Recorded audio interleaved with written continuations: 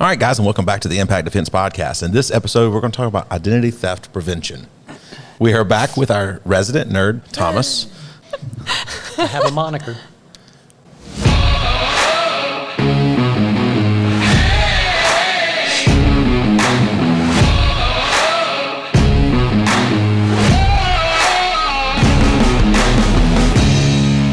So since we're doing a lot of technological security and privacy and different things like that in this series, we thought we'd have Thomas back yet again, and we'll try to get him. I've just not left yet. Yeah. I've remained at the table the whole time. They can't get rid of me. I've got nothing else to do. We've been doing classes for several weeks now, and he's just sitting in the middle of the floor on the table. Yeah. You know, whatever. He just likes to be seen and heard. Even when the leak appeared right in front of his head and was plopping off. Those who know me know just how much I love being seen and heard. Okay, but you do like to talk. When I know what I'm talking about. Yeah. All right. So this episode, as with most all of our episodes, is brought to you by Blackout Coffee. This morning we are drinking Brutal Awakening. Brutal. All right. So, yeah, you guys know how we feel about Blackout Coffee. They are the best, in my opinion, small batch coffee company. Go over to impactgear.live/coffee to get yours today, and use the coupon code Impact Defense. We'll get you 10% off if they don't have another promotion going on. All right, so I'm picking up the news story again today.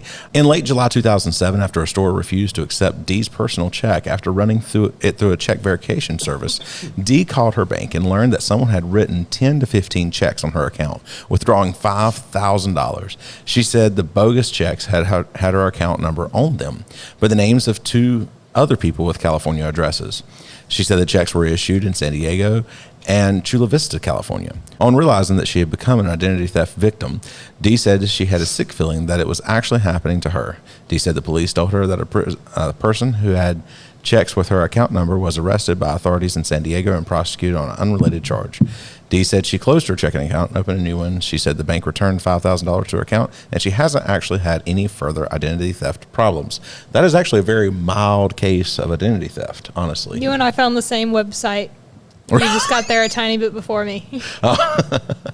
Yeah, this one had like all kinds of stories about identity theft. The first one I clicked on ended up being like 5 pages long, and I was like, I'm not reading that. Yeah, no, I don't blame you.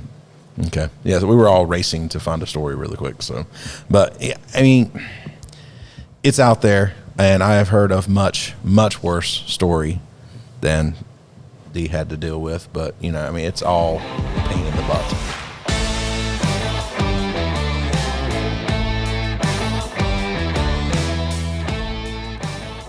Okay.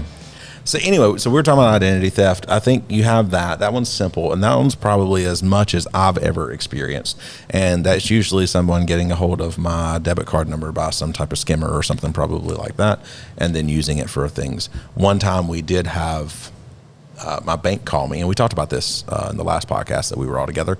My bank called me one time and said, hey, did you purchase a flight from Germany to England? And I was like, no. And they said, okay, then you probably didn't also purchase the flight from England to Spain. I said, no, that was not me. So, and I also purchased hotels. And I was like, awesome, great.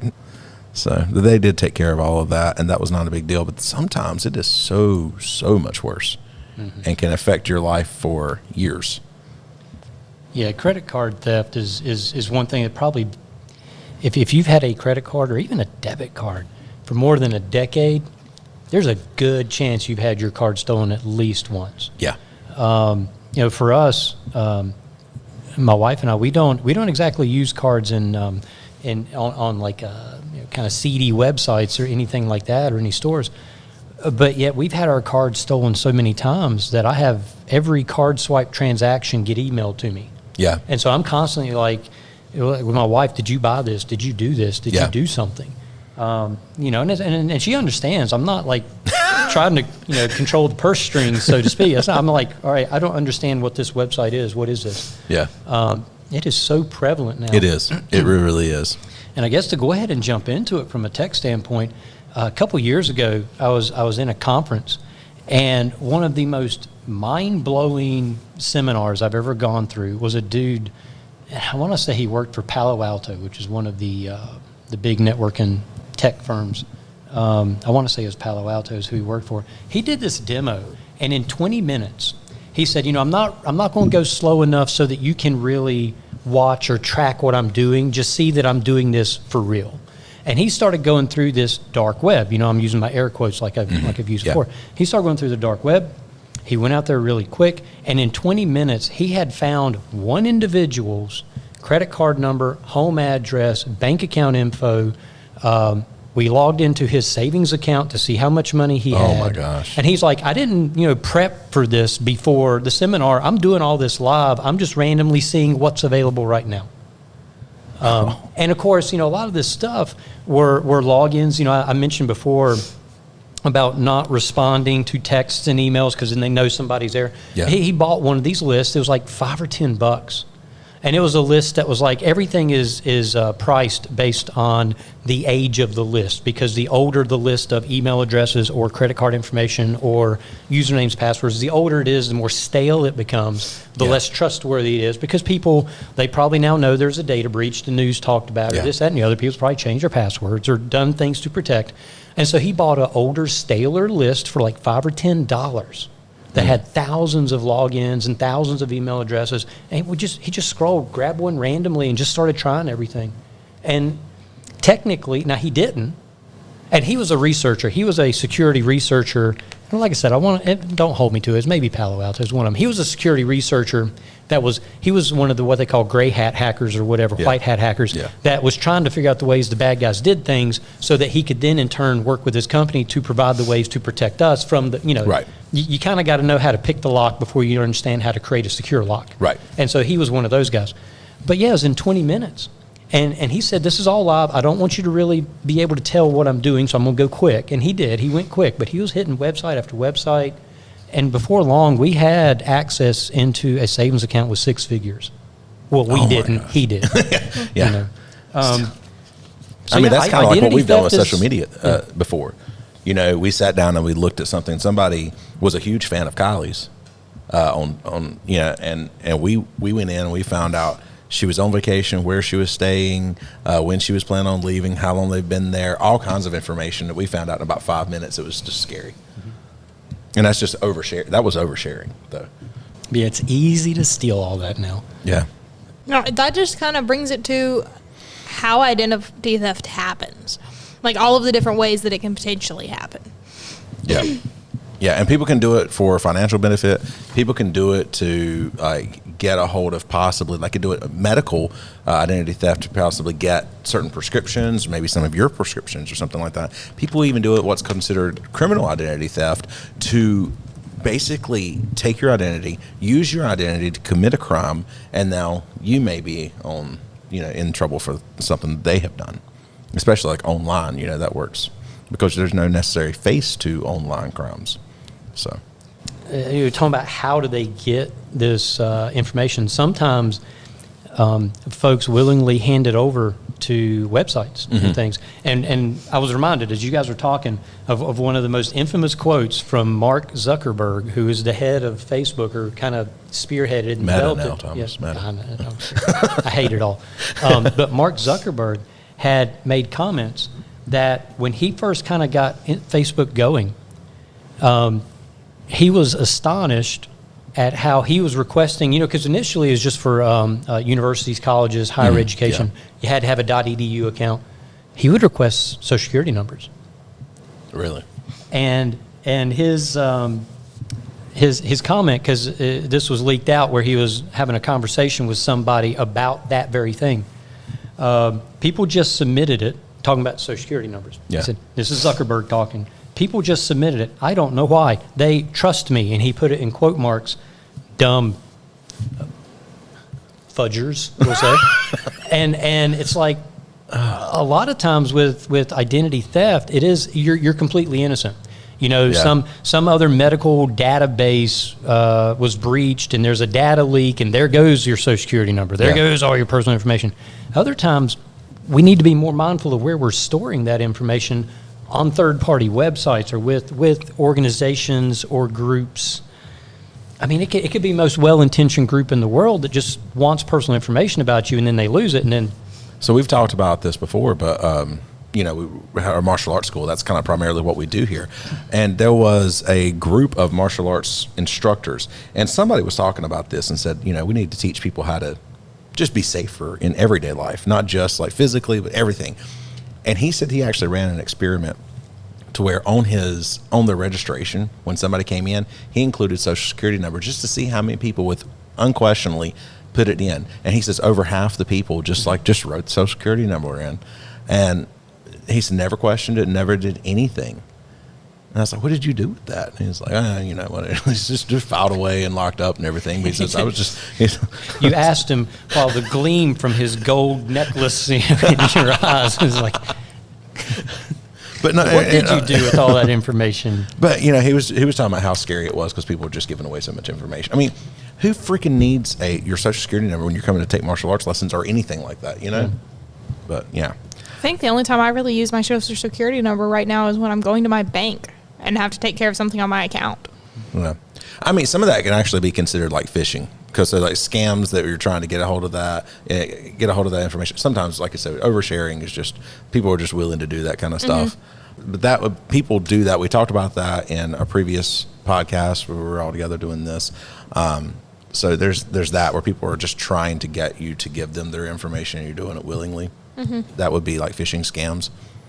And then as Thomas was talking about, there's hackers who actually go in there and just steal your account data, hack into certain things and get then turn around and sell it. Yep, and then turn around and sell that. That's like a lot of the hackers. They aren't trying to use your information. They're trying to turn around and make a profit off of it, give it to somebody else that will send there. And do all that. And one thing that I found out was really prevalent in our area by being part of our local chamber of commerce is credit card skimmers on gas pumps and stuff. They said it is huge. The lady that is kind of in our local government that does that kind of stuff here, she was talking about it was amazing how many gas stations. She said it doesn't matter how close to the interstate you are, anything. She says pretty much don't trust any of them because so many of them have skimmers on them. If your credit card reader doesn't look flush and built into the gas pump, if it looks like it's extending out, that's usually a telltale sign. But so many of them are built that way anyway, though.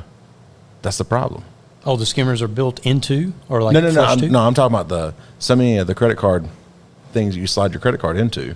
Well, the little thing, but you're kind of sliding it into the pump, I guess is what I'm referring to. Okay. The card is making its way inside of the housing of the pump. It's not staying outside. But yeah, she was just like, go inside and pay for your stuff.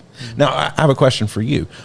So on something like that, if you have the tap to pay at the pump, would that be a lot safer in that respect? Tap to pay is much safer. No, that's what I thought. Now, whether it's Android or it's iPhone, iOS tap to pay, or whether it's Samsung's tap to pay, and the reason I say that, it's not so much that you won't still maybe have a fraudulent charge at some point. All of these tap to pays, the merchant is not getting your actual credit card number. And that's even tap to pay on the actual card too, right? No. Okay, so tap to pay, they are. If you're using your card and you have the little tap to pay symbol on your card, that is the card number, and the merchant is getting. With your smartphones, the merchant is not getting the actual credit card number. They're actually kind of charging back the service, whether it's Apple, whether it's Android. They're charging a number that's virtual. Gotcha. Okay. With those carriers, iPhones use a one-use token to do that. Android and I think Samsung as well, or I should say Google and Samsung, they use a virtual credit card that's assigned to that account. So it's they turn around and charge you. Right. Google does or Samsung, but on the card, the tap to pay. It is inherently no more secure than swiping your card. Really? Okay. Well, because there your merchant's getting the number. Now, I don't know of tap-to-pay skimmers. Right. Okay. And in fact, I don't know of skimmers that can do chip and pin. Okay. I'm not the authority on this, though. Well, I think a lot of the pin, what they were usually saying, the skimmers are the magnetic stripe swipers. What this lady was talking about was she says they generally have a camera hidden somewhere. She says these cameras are no larger than buttons, and they'll be somewhere, and they will basically see you. And this is what she goes around for our area fighting. So they're just looking for the number on the physical card as it's passing past the camera. Well, she's talking about according to her, it skims it when you insert your card, and then they also have a camera to pick up your number, the number that you are punching in. Oh, like your zip code that goes, like a lot of times they ask for a zip code or your 4-digit PIN or whatever, and that's what she was talking about. So like, that's why I was wondering, like, tap to pay. So seems if it is a chip card, are you then a lot safer just by keeping your number covered as you're typing it in? That's what she was saying. She said at least if you do that, make sure you cover that really, really well when you're typing that in, because you don't know where in the world they hide those things. So what are some of the best ways to kind of prevent these things from happening and prevent identity theft anyway? Well, there's not a lot you can do when it's medical institutions, schools, things like that, for whatever reason, maybe have a valid data set on you, and they lose it. There's a data breach. There's not a lot you can do about that. Otherwise, it's just a matter of being mindful of where you're sharing your personal information. Yeah. Where are you putting in that Social Security number? Cash is a great thing. Yeah, I know. It's hard to steal your identity for now, when you're using cash. But just being mindful. Not swiping your card and giving it to every single website that you may see. I mean, I agree that like some of these really big retail chains like Amazon, Walmart, whatever, they're kind of stifling small business. At the same time, when you use your credit cards there, I mean, if anybody's going to know how to do it securely over the web, it's Amazon and Walmart's and things like that. Versus going to, a little mom and pop's website, so to speak, where you can tell they paid somebody else to design the site, and then they want your credit card information. Yeah. And are they taking it securely? Is it PCI compliant? That kind of stuff. As a teenager, is identity theft something that I need to worry about? Yeah, because pretty much everyone needs to be worried about identity theft. I've read articles, and I apologize for not having them in front of me. Well, it was just asked. So. Yeah. But I've read articles and seen stories of kids who have already, by the age of 5, 6, 7, 8, whatever, already have ruined credit records. Yeah. Because folks have stolen identities, stolen Social Security numbers. Read another article where one security researcher purported that kids' Social Security numbers go for as little as $2 on the dark web. So, you get a name, you get a Social Security number, you get a home address. You're not too far right there from a credit application. Yeah. How in the world there's no age background check thing on a Social Security? I don't understand, because I'm not sitting there trying to steal identities. But any age could be a victim of identity theft. I know I had seen one where somebody had actually caught it early that their 3-year-old had credit. It was before that it was ruined, but that was something that an expert was telling that guy, was that, hey, people get their Social Security numbers, then they build credit, and then they ruin the credit. So that actually happened to my cousin in the late 90s. I don't even think he might have been 18 at the time. I don't even remember if he was 18. And this is the late 90s, before the proliferation of tech and the internet and everything. Somebody down in Wilmington, because we live in the Piedmont of North Carolina, in the central part of North Carolina, and someone down off the coast of North Carolina they traced it back, stolen his Social Security number, got just enough information, and ruined his credit. Wow. He wasn't able to get credit cards, he wasn't able to get loans, anything like that, and he never really got it squared away. He passed early. Yeah. So even in passing, his credit rating was ruined. So. You said he tried fighting against that for like a couple years? Yeah. They tried. So I'm sure things are different now. I'm sure that getting your identity back, so to speak, and repairing your credit may not take years. It might take 1 or 2. But I got to imagine by now it's become such a common thing that the methods to maybe restore that credit have improved as well, I would hope. Yeah.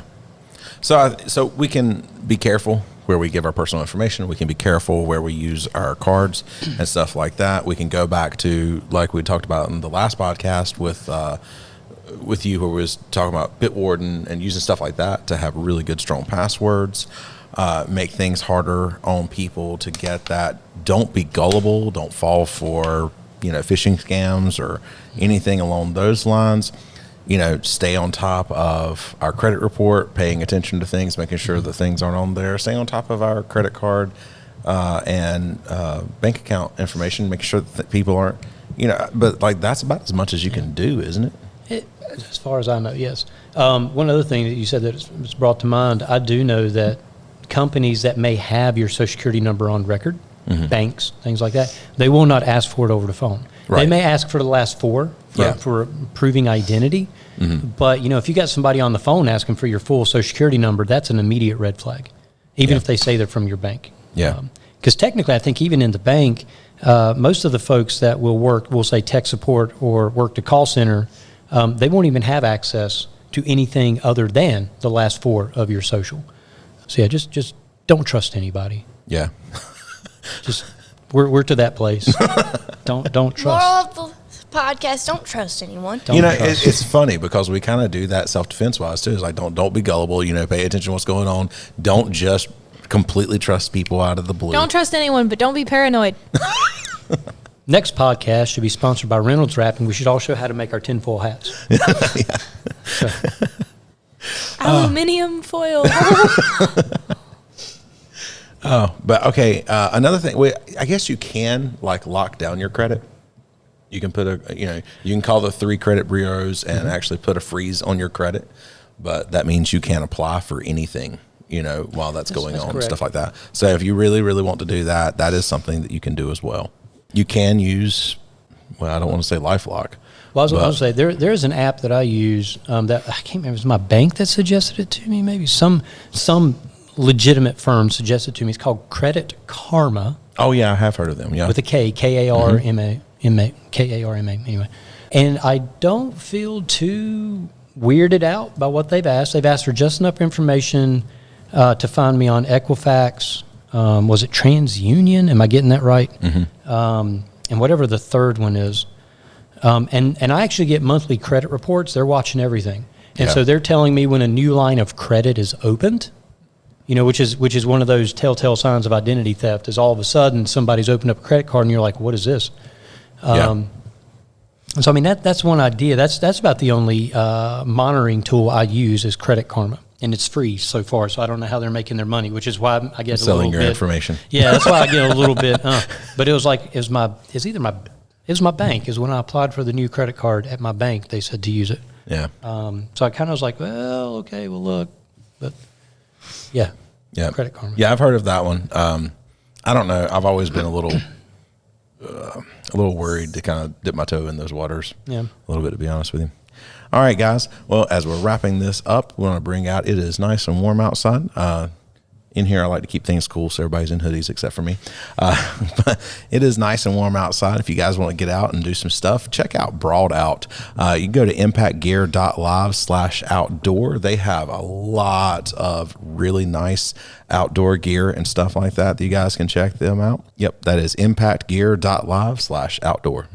If you guys are enjoying this podcast, go ahead and go over to Apple Podcasts, rate us, and please, please, please write a review. Also, you don't have to go to Apple Podcasts. You can go over to Audible. We are on Audible. You can write a review there. Can you write reviews at Audible? Yes, you can. Oh. I was testing it out up there. I almost did. Oh, you almost left a review. I almost left a review. You almost left a review for our own podcast. Okay. Come on, guys, just review. All right. You guys can also actually tell others about us. That really helps us out, and support the podcast for as little as 99 cents per month. Just use that link in the description. And visit our website, impactdefense.online. Check out our courses, articles, merch, and so much more.